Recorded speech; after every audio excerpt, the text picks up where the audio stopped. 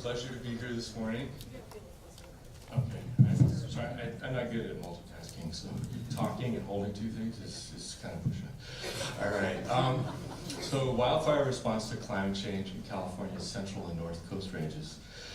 I just want to point out I'm from UC Merced, so there is a 10th campus of the UC system, and I've been there 12 years. Actually opened doors for students in the current location 12 years ago.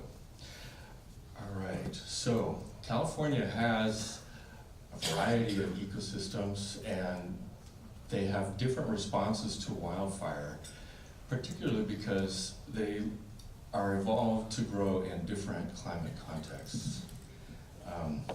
The previous speaker was talking about how we look at the shifting climate envelope on the landscape, and then we try to think about what would grow in that place in a future climate. And I just want to point out, so if you're moving here from the upper right to the lower left, you're basically moving from ecosystems in the Sierra Nevadas, forests, to woodlands and brushlands in the foothills, to sort of grassy coastal hills, and then down to coastal chaparral. And this is just a really coarse cartoon, right? There's a lot more variation than that, of course. But one of the things that characterizes this is basically two transitions. One is from higher to lower elevation, and one is from interior to the coast. And that's what typifies a lot of the climate variation in California when you think about it spatially. And the reason we have more trees up in the mountains is in part because we get more precipitation and we get more of it as snow. And what we know about snow is that it's frozen, right? So it has a nonlinear response to those warming temperatures. As you warm up the temperatures, you can get a nonlinear response where the snow melts. And when it melts early enough in the year, you can get a longer fire season, things can dry out more.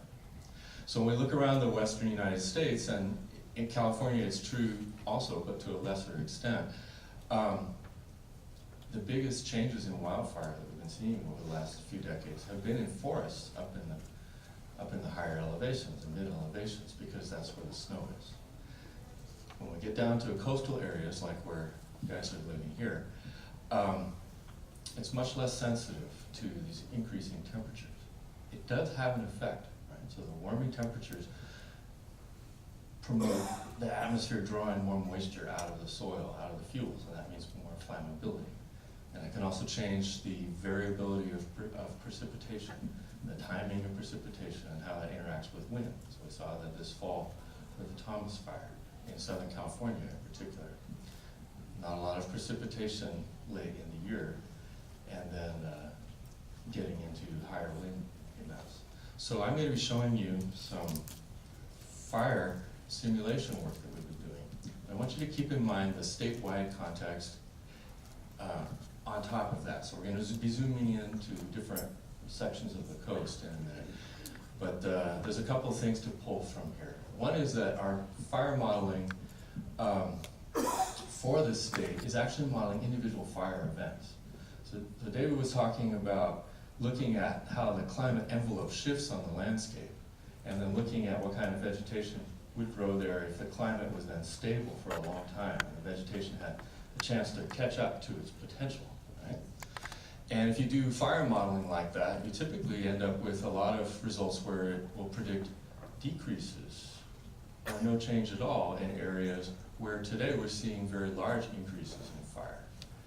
And that can be a little confusing, but it's because those results depend on long-term stability, that these changes have to have enough time for the vegetation to catch up to what the potential is for it on the landscape. So the approach we're taking here is a little bit different. What we do is we look at recent variability in climate and the changes year to year and month to month in wildfire that are associated with that around the state, and we try and project that into the future. So we're modeling monthly, individual large fire events as they might happen. Now, what that means is that the probability in any one location, I don't know if you can really see the dots up there, but if you think about this map as a whole bunch of little pixels, a whole bunch of little squares, okay? And in each of those squares in any given month, the probability of having an extreme event, even in a really dry, hot year, is still pretty small because these are rare events. They don't happen that often. So what we do is we simulate them many, many times, right? So that we can see a lot of years maybe where there are no fires at all or very few fires, but also a few years where there are really big extreme events. And so on the one hand, on the left side here, I've got an example. So these two maps, mostly green, are showing the state, and it's the same month in a simulation. It's the same climate in both places, the same probabilities of fire, but very different realizations. So one of them has a really big fire in coastal areas of Northern California, and the other, up on the top, has a fire that's still large by historical standards, but it's much smaller. Right? So it's the same probabilities, different outcomes. If I take thousands of these and aggregate them, then on the right I can get a map like what you see there, which is showing sort of the average or expected area that might burn over a period of time for this particular climate. All right? So now I'm going to be showing you for coastal California some of these averages, and they're going to be the percent change from the historic. So how much might it increase by mid-century and by end of century? But one of the things to keep in mind with this approach is that because we're taking recent relationships between climate and fire, and they're assuming that the vegetation looks like it does today. Right?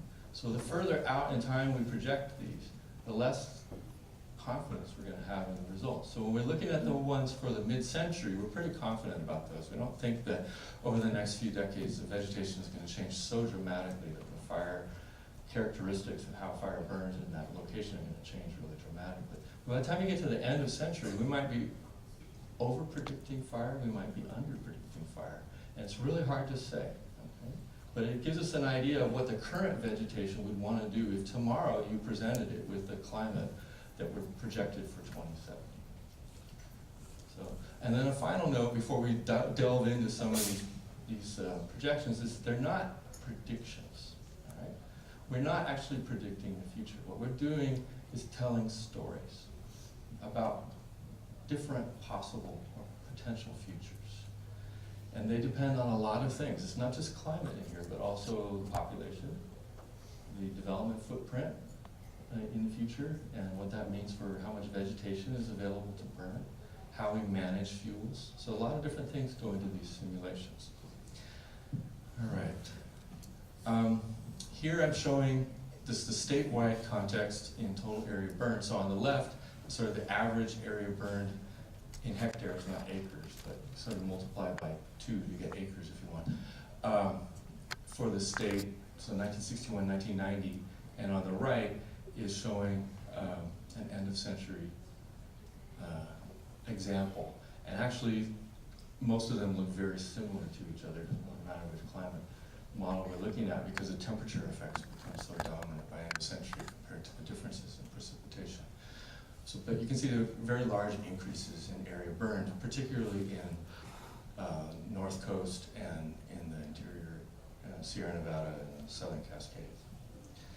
Well, let's zoom in first on the North Coast. So these regions that I'm showing here are actually the ones that are being used by the state for the current 4th climate assessment for the state. So we have reports that are being written for each of these subregions, and they're going to be available to the public fairly soon. And so you'll be able to read about not just fire, but other climate impacts all integrated in one document for each of these regions. And for the North Coast here, now we're looking at percent change by mid-century over 4 climate models, 2 different emission scenarios, a lot of different populations. So this is sort of an average over a lot of different future scenarios. And these red colors up here are showing increases on the order of 300 to 500% or more in the area burned by mid-century. And if we push that out to the end of century, then those areas where we have very large increases of 300% to 500% over the historic area burn become quite widespread.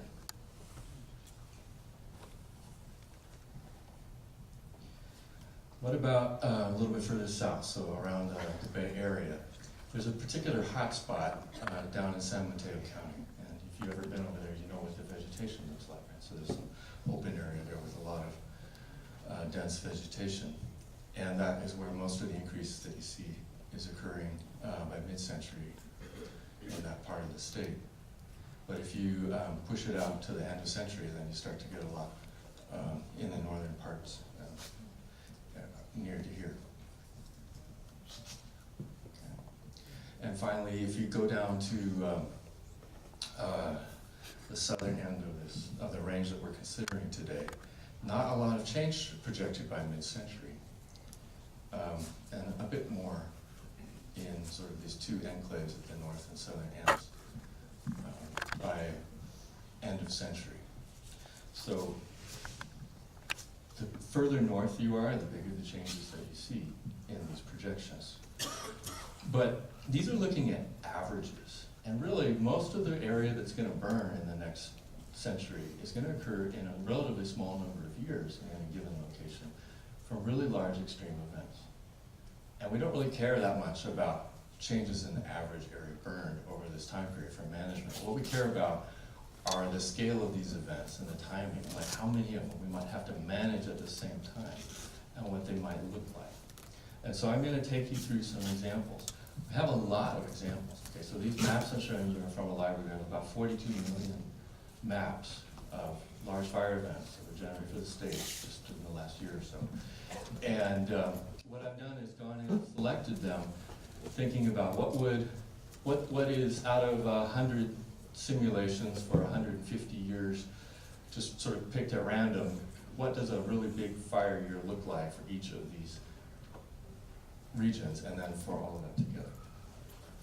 So and I'm showing you the whole state, even though I'm selecting these for what they look like in a particular region. So if I'm just thinking about North Coast, the two North Coast areas, then the biggest, one of the bigger fire years would have, you could see these big square fires up here.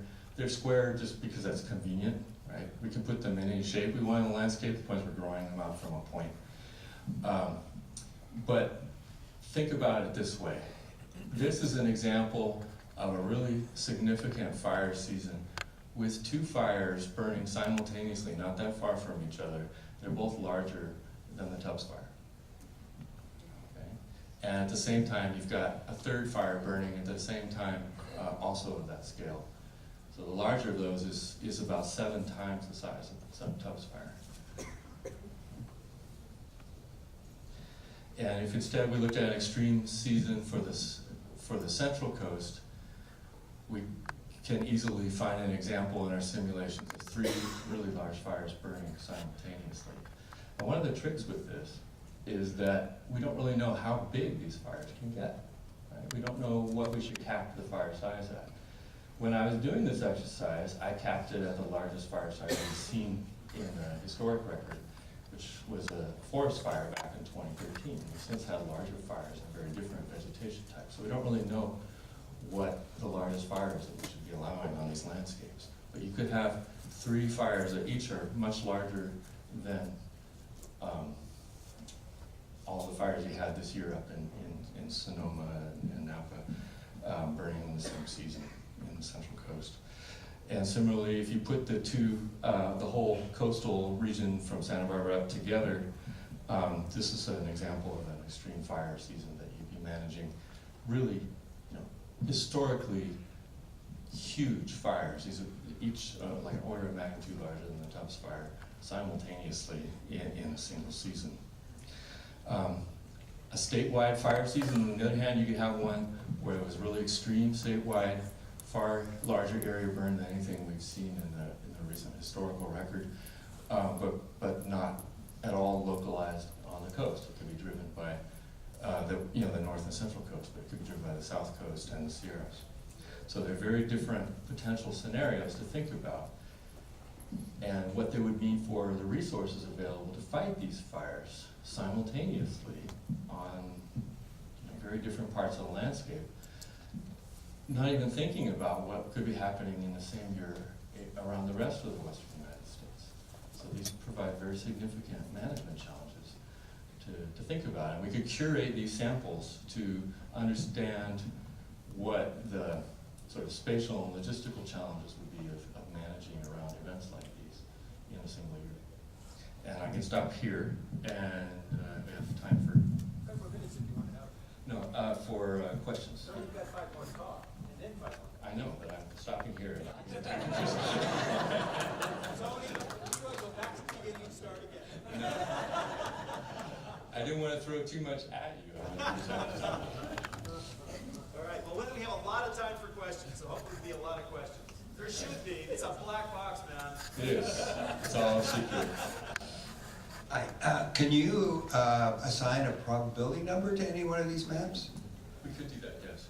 There But the probability is going to represent not probability of something actually happening in the future, but the probability supported by, one, our best guess about how these processes work, and two, the population of climate models that we've chosen to look at.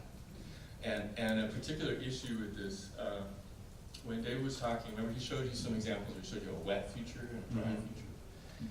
A lot of times when we talk about climate change for this part of the world, we talk about it as though there's a lot of uncertainty, maybe it'll be wet, maybe it'll be dry, and climate change is driving that. But really, what we have is a really large background variability in precipitation. This is a place that naturally can be very wet or very dry, year to year or decade to decade. And what those climate models show us is that that continues, right? So if you're only looking at... Or maybe it gets more extreme. Or maybe it gets more extreme. It probably does. The best science that we have now says more extreme, so more wet and more dry. But if you're only looking at 4 climate models, which is what we're doing here, Right. you've only got 4 examples of that random draw of precipitation over 100 years, out of a really big natural variability that may be enhanced by climate change. So really what drives differences between these scenarios is not the temperature, because the temperature is almost the same, it's very similar, especially by mid-century across the scenarios. It's the timing of droughts. It's the timing of droughts. If you get a big drought early versus later, it has a different enhancement from the warmer temperatures. Got it. Okay. Yeah. Thank you. I was wondering if you could speak to, it looked like the 30-year of present, you selected 61 to 90. Yes. Could you talk about why you didn't select something like 80 to 2010 or, Sure. So there are different choices that we could make, and there are different rationales for them. In this case, I've been involved in all 4 climate assessments, doing the fire modeling for state assessments. And in all the previous assessments, we used that reference period, 61 to 1990.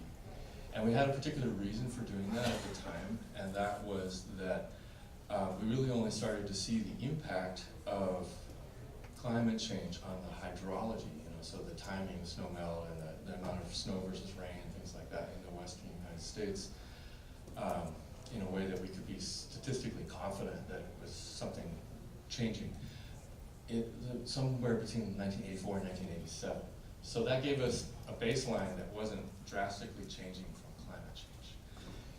So now in this 4th assessment, I kept that reference period, both because I like being able to compare to not exactly pre-climate change, but less climate change, and also because I want the results to be comparable across all 4 studies. So that if we're saying there's a 100% increase or 200% increase in this study, it means the same thing in the one we said 10 years ago or 15 years ago. Is that